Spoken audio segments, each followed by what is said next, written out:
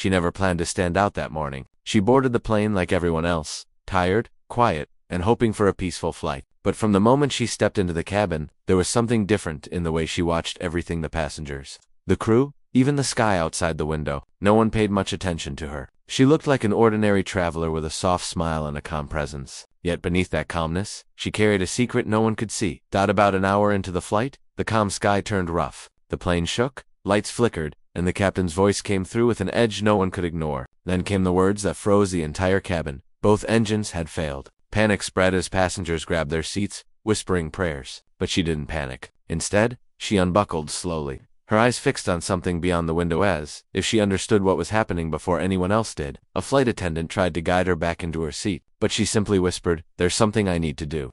And in that moment, before anyone could stop her, the sky itself seemed to respond, and her secret was about to surface. The passengers watched her with confusion as she stood there, steady in the middle of the trembling cabin. No alarms flashed on her face, no fear in her eyes, just a quiet focus that felt strangely out of place. The flight attendant hesitated, sensing something about her that didn't match the chaos around them. But before anyone could ask who she really was, the plane dipped again, drawing gasps and cries from every corner. She placed a hand on the seat beside her to keep her balance, her mind drifting back to memories she rarely allowed herself to revisit. Years ago, long before she became just another traveler on a morning flight, she had been trained to understand the sky, its shifts, its signs, its hidden warnings. She had walked away from that life for reasons she never shared, choosing silence over the weight of responsibility. But now, with the engines dead and hundreds of lives depending on luck alone, the past she had run from was pulling her back. She glanced at the cockpit door, knowing something inside wasn't right. The captain's voice had carried more than fear, it carried confusion, as if even he couldn't explain what went wrong. And as the plane dropped lower, she realized this wasn't just an accident. Something in the sky was calling her.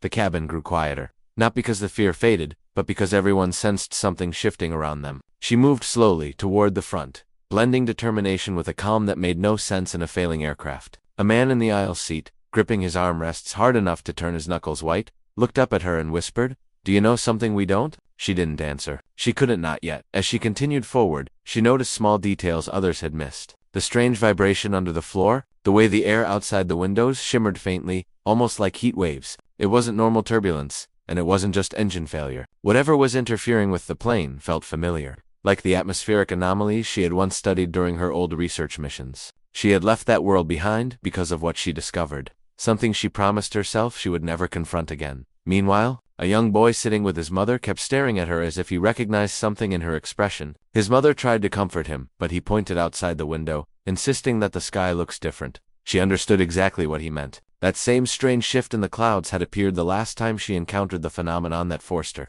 into hiding. And now, it was happening again right outside this very plane. Waiting for her to face it, she reached the front of the cabin just as another jolt shook the plane, sharper than before, making luggage rattle overhead. The lights flickered again, casting the passengers' faces in brief flashes of fear. She steadied herself against the bulkhead, her heartbeat matching the uneven shudder of the aircraft. The shimmering outside the windows was growing stronger, no longer a faint distortion but a clear ripple in the sky, something only she seemed to truly understand. She placed her hand on the cockpit door, feeling a cold pulse behind it, as if the pressure outside was pushing inward. The captain's voice had gone silent, and that silence tightened the entire cabin like a held breath. She knew she had only moments before whatever was affecting the plane reached its breaking point. Behind her, passengers whispered, afraid to speak too loudly, afraid to believe what they were seeing. The young boy stood in his seat now, gripping the headrest and staring at the sky as the clouds twisted in patterns that didn't belong to nature. His mother tried to pull him back, but he shook his head, eyes fixed on her as if he knew she was the only one who could stop this. She turned the cockpit handle slowly, every instinct warning her that crossing that threshold would pull her back into the life she had tried to escape. The pressure in the air deepened, the plane groaned, and the sky outside split with a strange glow. Right before she pushed the door open, she felt it, the phenomenon she once swore she'd never face again, waiting on the other side.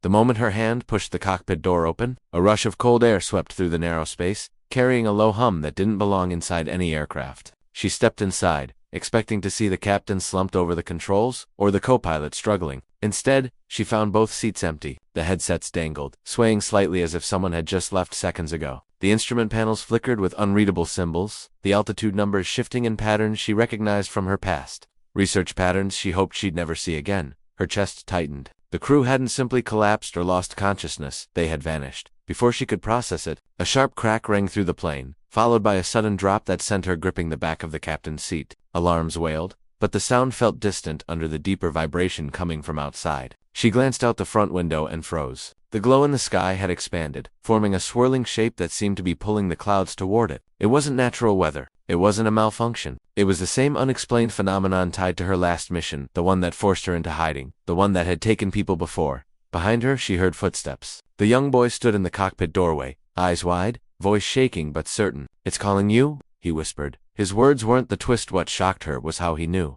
And as the plane tilted again, she realized he wasn't just seeing it. He was connected to it too.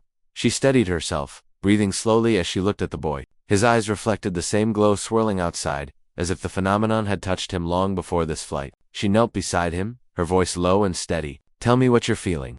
He hesitated, then pointed toward the sky. "It's the same thing that took my dad. I thought it was gone, but it found us again." Her heart dropped. This wasn't coincidence. The anomaly hadn't just returned, it had been searching. For her, for him, for anyone connected to the old mission. The plane lurched again, nose dipping toward the glowing spiral. There was no time left. She dropped into the captain's seat, fingers flying across the controls, overriding the systems the way she'd been trained years ago. The aircraft resisted at first, but she forced it into manual mode, pulling with every ounce of strength. The glow brightened, almost blinding, and for a moment it felt like the plane was being swallowed whole. She braced herself, expecting the same outcome as before, another disappearance, another unanswered mystery. But just as the spiral reached its brightest point, the sky snapped back into place, scattering the clouds like dust. The engines roared to life on their own. The plane leveled. The passengers screamed with relief. She turned to the boy, ready to reassure him, but he wasn't in the doorway anymore. His seatbelt lay open. His seat was empty. He had vanished the same way the pilots did. She stood in the cockpit doorway, staring at the empty seat where the boy had been only moments earlier. A quiet ache settled in her chest, not just from losing him, but from realizing the phenomenon had taken someone who trusted her. Yet the sky outside was calm now, soft and blue, as if nothing strange had ever happened. The passengers slowly began to breathe again, unaware of the final disappearance she had witnessed. Guiding the plane toward the nearest safe landing, she focused on the controls, grounding herself in the routine she had once mastered. When the wheels finally touched the runway and the cabin erupted in relieved applause, she managed a small smile. They were safe. That part, at least, she had fixed. But as she walked down the steps after everyone else had disembarked, she paused and looked up at the sky. The phenomenon was gone for now. She knew it wouldn't return for the passengers, but for people like her and the boy, its pull remained. The unanswered questions didn't frighten her anymore. Instead, they reminded her of the responsibility she had tried to run from. This time, she wouldn't hide. And somewhere out there, she hoped the boy was safe, waiting for the day their paths would cross again.